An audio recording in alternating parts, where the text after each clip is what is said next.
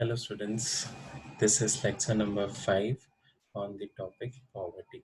Basically it is related with Indian economic development जो किसका part है आपकी CBSE क्लास 12 का पार्ट है.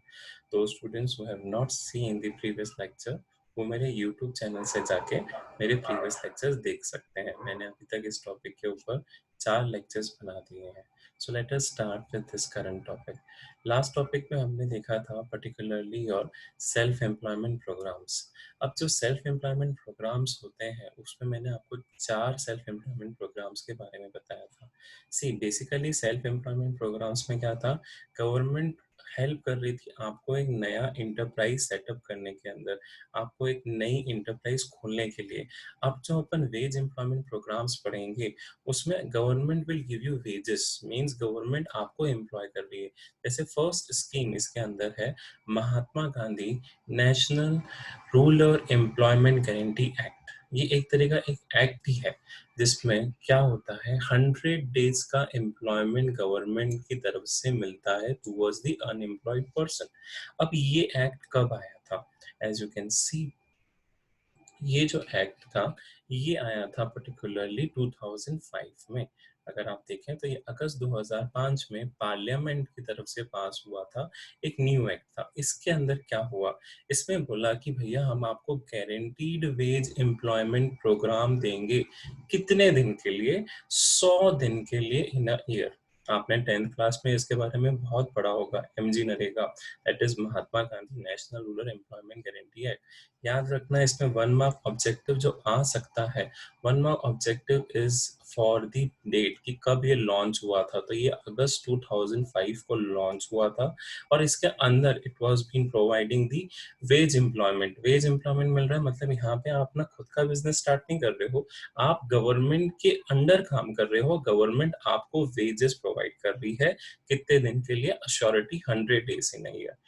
अब इसके बाद पर्टिकुलरली ये जो wage employment, this was the one of the successful wage employment programme. अभी तक ये स्कीम लागू है. इसके अंदर क्या होता है, poor who are ready to work at the minimum wage. अब मिनिमम वेज कौन डिसाइड करेगा?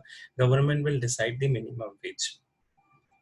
Can report to work in the areas where programme is implemented. देखो जगह जगह पे ये एमजी नरेगा इम्प्लीमेंट किया जाता है और जहां पे इम्प्लीमेंट होगा, जैसे इम्प्लीमेंट स्टार्ट होगा उसके लिए क्या करेगी गवर्नमेंट, पहले से इंटीमेशन देगी कि भैया इस पर्टिकुलर एरिया में एमजी नरेगा इम्प्लीमेंट हो रहा है.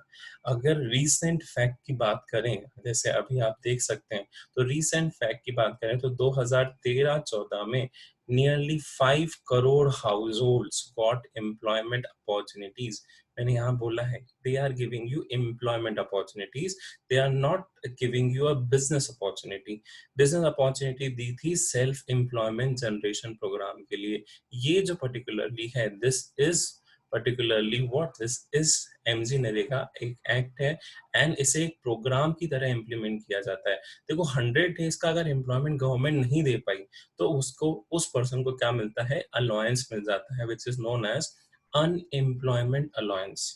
तो सिंपली गवर्नमेंट दावा करती है कि मुझे 100 डेज का एम्प्लॉयमेंट देना है.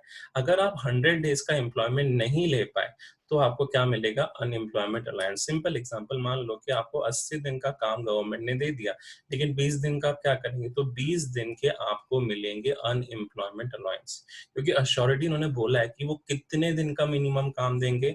मिनिमम वो 100 दिन का. ऐसा नहीं कि 100 दिन का, हो सकता है कि इससे ज्यादा का भी आ जाए, लेकिन एक स्टैक गारंटी वो दे रहे हैं मिनिमम 100 डेज की. अभी एग्रीकल्चरल और रूरल एरिया में क्यों फायदेमंद है? क्योंकि एग्रीकल्चर एक सीजनल बिजनेस है. इफ एग्रीकल्चर अगर सीजनल बिजनेस है तो क्या होगा, उसके लिए कुछ पोर्शन ऑफ द टाइम जो ईयर में वो अनएम्प्लॉयड है, तो जो कुछ पोर्शन ऑफ टाइम वो अनएम्प्लॉयड पर्सन है, वो अपने आप को एमजी नरेगा में क्या कर सकता है? इनरोल करा सकता है. और जैसे ही इनरोल कराएगा उसको क्या मिल जाएगा? 100 days of assured employment. That is the basic idea under this act. Now let us see the next slide. Minimum needs programme ये थी थर्ड स्ट्रेटेजी। और ये कब स्टार्ट हुई थी? ये स्टार्ट हुई थी थर्ड 5 ईयर प्लान से, जो हुआ था 1961 टू 1966। अब ये चीज याद रखो, ये प्लान कब कब आ रहे हैं। देखो याद रखो, फर्स्ट 5 ईयर प्लान में आपका रहा था ग्रोथ ओरिएंटेड, फिर आपका थर्ड 5 ईयर प्लान में आ रहा है 1961 टू 1966, ये आ रहा है मिनिमम नीड्स प्रोग्राम। तो सिंपली याद रखना, इस प्रोग्राम के अंदर मिनिमम नीड्स, देखो अब मिनिमम नीड्स क्या होंगे। अभी आपको बताया था बेसिक नीड्स 5 होती हैं, रोटी कपड़ा मकान। सो रोटी मीन्स फूड, कपड़ा क्लॉथिंग, मकान शेल्टर, इसके अलावा दो चीजें और, हेल्थ एंड एजुकेशन। तो इस पे गवर्नमेंट का क्या अप्रोच था, that they will provide these minimum needs at a very basic rate और at a free rate, removing poverty line by providing minimum basic amenities. साफ साफ क्या बोला है कि हम एज अ पर्टिकुलर गवर्नमेंट आपको मिनिमम बेसिक एमिनिटीज देंगे। Solution, through this public expenditure on social consumption needs living standard could be improve. अब एक चीज समझो, आपको मिनिमम नीड्स मिली, आपका एक स्टैंडर्ड लाइफ मेंटेन होना शुरू हो गया, तो गवर्नमेंट आपको क्या देना चाहती थी कि यहाँ पे minimum needs they want to start, and minimum needs से वो आपकी क्या करेंगी, फुलफिलमेंट। जैसे अभी बोला, क्लॉथिंग मिल जाएगी, क्लॉथिंग के अलावा क्या मिलेगा, एजुकेशन मिलेगी, एजुकेशन के अलावा कौन सी बेसिक नीड, फूड मिलेगा, फूड के अलावा और कौन सी basic need, health facilities, and last person housing. ये पांचों नीड्स गवर्नमेंट ने बोला कि we will provide you at an affordable rate. Affordable rate पे गवर्नमेंट क्या करेगी, इनको प्रोवाइड करेगी। Now let us see the next, इसके बाद गवर्नमेंट का क्या प्लान अप सेटअप था। मिनिमम नीड्स प्रोग्राम के अंदर सबसे बहुत सारे प्रोग्राम लॉन्च किए गए। पहला प्रोग्राम जो इसके अंदर लॉन्च किया गया that was public distribution system, PDS. अभी भी चलता है, राशन शॉप की दुकानें, राशन कार्ड होल्डर्स को राशन इस शॉप्स पे कम दाम पे मिलता है, पब्लिक डिस्ट्रीब्यूशन सिस्टम उसे कहा जाता है। फिर उसके बाद पीडीएस के बाद जो आपकी नई स्कीम आई थी इस मिनिमम नीड्स प्रोग्राम के अंदर, that was mid day meal scheme.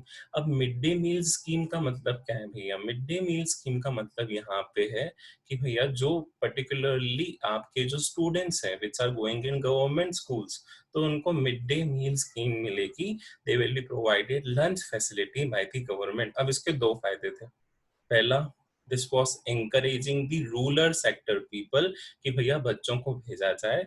इसके first, a meal would be given to them in the school, उनका पर्टिकुलरली एक basic need that is food भी कंप्लीट हो रहा है, और दूसरी बेसिक नीड एजुकेशन। तो दोनों बेसिक नीड्स फुलफिल हो रहे हैं मिड डे मील स्कीम्स के अंदर। फिर आया प्रधानमंत्री जन धन योजना, वेरी इंपॉर्टेंट। इसके लिए मैंने एक पूरी स्लाइड बनाई, और ये कब लॉन्च हुई थी, ये लॉन्च हुई थी 2014 में। ये बहुत बड़ी योजना थी जिसके अंदर बैंक अकाउंट्स ओपन किए गए थे free of cost, without any minimum balance. अभी भी लॉकडाउन पीरियड के अंदर इन जनधन योजना अकाउंट से बेसिक पैसा या बेसिक अमाउंट इन वर्कर्स को दिया जा रहा है। तो इसका फायदा हर एक योजना में इंप्लीमेंट होगा। Now why this was basic need, क्योंकि अभी हमारी बेसिक नीड थी कि हर एक मजदूर के पास क्या हो, एक बैंक अकाउंट हो, ताकि उसको पर्टिकुलरली अपनी प्रोग्राम का बेनिफिट मिले। जैसे नरेगा के अंदर क्या होता है, वेजेस आएंगी तो वेजेस उसके अकाउंट में क्या हो जाएंगी, डायरेक्टली क्रेडिट। इससे दो चीजें, करप्शन पूरी तरफ से खत्म, किसी के पास भी एक्चुअल हार्ड कैश नहीं आएगा, सीधा सीधा कहाँ जाएगा, बैंक अकाउंट्स में। फिर आया प्रधानमंत्री ग्राम सड़क योजना। अगेन ये बेसिक फैसिलिटीज कैसी है, देखो हाउसिंग के अंदर इंफ्रा भी आता है, तो अगर आप इंफ्रा डेवलपमेंट के लिए उनको एम्प्लॉय कर रहे हो, एम्प्लॉयमेंट अपॉर्चुनिटीज भी दे दी, और साथ ही साथ उनकी बेसिक नीड भी आप फुलफिल कर रहे हो। फिर उसके बाद आता है इंटीग्रेटेड चाइल्ड डेवलपमेंट स्कीम। अब इंटीग्रेटेड चाइल्ड डेवलपमेंट स्कीम्स क्या है, you will see in the next slide. And Valmiki Ambedkar Awas योजना एज वेल एज प्रधानमंत्री ग्रामोदय योजना। इनको मैंने अपनी डिटेल स्लाइड नेक्स्ट में बताया है कि ये योजनाओं के ऊपर क्या क्या वर्कआउट हुआ था। पीडीएस जैसे अभी आपको बताया कि इसके अंदर क्या हुआ था, distribution of the basic food and non food commodities. किसको मिलेगा? उन ग्रुप्स को मिलेगा जो कौन है, जो हैं below poverty line persons, that is BPL. तो ये ऐसे पर्सन जो बिलो पॉवर्टी लाइन पर्संस हैं, उनको क्या मिलेगा? उनको राशन मिलेगा, बेसिक फूड्स मिलेंगे, नॉन फूड कमोडिटीज भी मिलेंगी at a very affordable rate by the government. फिर पब्लिक डिस्ट्रीब्यूशन सिस्टम के बाद अगर देखा जाए तो आया mid day meal scheme, school meal design to better the nutritional standard of school age children. दो बेसिक नीड फुलफिल हुई, food and education, as I have told you. फिर लास्ट में बताया गया इंटीग्रेटेड चाइल्ड डेवलपमेंट स्कीम। अब इस scheme के अंदर क्या बोला गया? इस स्कीम के अंदर बोला गया that they will provide what? Food, pre school education, primary health care, health checkups, किस किस को? Up till the age of 6 years of age of a child and to their mothers। ठीक है, ये इंटीग्रेटेड चाइल्ड डेवलपमेंट स्कीम के अंदर ये सारे बेनिफिट्स थे। क्या क्या थे? फूड मिलेगा, प्री स्कूल एजुकेशन मिलेगा, प्राइमरी हेल्थ केयर मिलेगा, हेल्थ चेकअप्स मिलेंगे, under whom? Under the 6 years of age and their mothers. ठीक है, तो ये पर्टिकुलरली हो गया आपका ये 3 schemes. Now let us see the next schemes. Next scheme है प्रधानमंत्री ग्राम सड़क योजना। क्या बोला? Nation wide plan. क्या प्रोवाइड करेंगे? Good all weather road connectivity to unconnected villages. इससे दो फायदे, इंफ्रा डेवलप होगा और एम्प्लॉयमेंट अपॉर्चुनिटीज भी डेवलप होंगी। इसको नरेगा से भी लिंक आउट कर सकते हैं। देन प्रधानमंत्री ग्रामोदय schemes will provide shelter to the poor people। Shelter is again one of the basic needs. वही बोला है मिनिमम नीड्स प्रोग्राम है, तो मिनिमम नीड्स प्रोग्राम के अंदर ये बेसिक नीड्स आएंगी। फिर आते हैं Valmiki Ambedkar Awas Yojana. Now what is Valmiki Ambedkar Awas Yojana? They are providing what? They are providing the housing problem to the slum dwellers. अब देखो इस स्कीम के अंदर क्या हुआ था, जो स्लम एरियाज थे उनको लिया गया था, उनको रिकंस्ट्रक्ट करके एक नए सफिशिएंट हाउसेस दिए गए थे to the below poverty line person. तो सिंपली यहाँ पे क्या बोला है कि हम प्रोवाइड करेंगे housing facilities to slum dwellers living below poverty line in different towns and cities of state. That is the major issue. Okay, और let us see the next slide. उसमें आपको पता चलेगा कि प्रधानमंत्री जनधन योजना के बारे में। Very good, important. प्रधानमंत्री जनधन योजना का फर्स्ट मोटिव ये था कि सारे इंडिविजुअल्स के पास अपना एक बैंक अकाउंट हो। It insured financial inclusion of every individual who does not have a bank account in India. क्योंकि अब एक नीड है कि आपका बैंक अकाउंट होगा तो ही जाके आपको क्रेडिट मिलेंगे। सरकार ने ये परमानेंट कर दिया था। फिर सोशल असिस्टेंट प्रोग्राम्स में क्या हुआ? सोशल असिस्टेंट प्रोग्राम में ये बोला गया कि जो एल्डरली पर्सन्स हैं, जो ओल्ड एज पर्सन्स हैं, जो पुअर वुमेन्स हैं, जो विडो हैं, they will get the particular pensions, old age pensions के तौर पे या फिर अदर हेल्प के तौर पे उनको पेंशंस दी जाएंगी so as to sustain their life. तो इनके लिए आपको रजिस्ट्रेशन कराना पड़ेगा। अगर ऐसे पर्सन्स हैं तो उन्हें सोशल असिस्टेंट प्रोग्राम के अंदर रजिस्ट्रेशन मिल जाएगा। रजिस्ट्रेशन करने के बाद उनके अकाउंट्स में वो क्या आना शुरू हो जाएगा? वो बेसिक सप्लीमेंट आना शुरू हो जाएगा। नाउ वेरी इंपॉर्टेंट इज प्रधानमंत्री जनधन योजना। ये बहुत ही इंपॉर्टेंट योजना थी और इसका इम्पैक्ट आज तक हम देख रहे हैं। First feature, people in India are encouraged to open bank accounts with zero fee. याद रखना, इसमें फी जीरो थी, मिनिमम बैलेंस का कोई क्राइटेरिया नहीं, क्योंकि भैया मजदूर है, they will not be able to maintain the minimum balance. तो मिनिमम बैलेंस का कोई क्राइटेरिया नहीं था। they only wanted to promote what? they only wanted to promote the habit of saving। अब इसके दो फायदे, एक तरह से अगर आपका सेविंग अकाउंट बन गया गवर्नमेंट की तरफ से, तो गवर्नमेंट क्या करेगी? इन सेविंग अकाउंट्स को यूज करेगी not only for giving the benefits of योजनास, पर एक तरह से गवर्नमेंट के अकाउंट्स बढ़ गए, मतलब बैंकों के अकाउंट्स बढ़ गए, तो उसमें कहीं ना कहीं से सेविंग आना शुरू हो जाएगी। Ultimately this will help in money creation. Macro economics में जब आप पढ़ोगे बैंकिंग सेक्टर के अंदर, तो कमर्शियल बैंक मनी कैसे क्रिएट करते हैं, उसके लिए सबसे रिक्वायरमेंट है प्राइमरी डिपॉजिटर्स। तो प्राइमरी डिपॉजिटर्स अगर नहीं होंगे तो बैंक की वर्कआउट नहीं हो पाएगा। Next is transfer all the benefits to the government schemes to account holder directly. वही बोला कि जितनी भी गवर्नमेंट ने स्कीम्स लॉन्च करी हैं उनको क्या मिल जाएगा, डायरेक्ट ट्रांसफर मिल जाएगा। अब इसके एक और फायदा कि अकाउंट होल्डर को क्या मिलेगा, 1 लाख का एक्सीडेंटल इंश्योरेंस भी मिलेगा और साथ ही साथ 30,000 का लाइफ इंश्योरेंस कवर भी मिलेगा।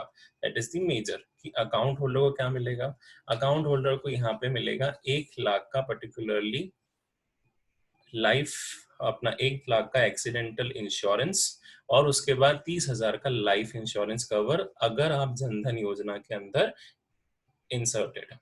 ओके, सो ये पर्टिकुलरली बेनिफिट थे जनधन योजना के। याद रखना ये कब लॉन्च हुई थी, दिस जनधन योजना was launch in the year 2014।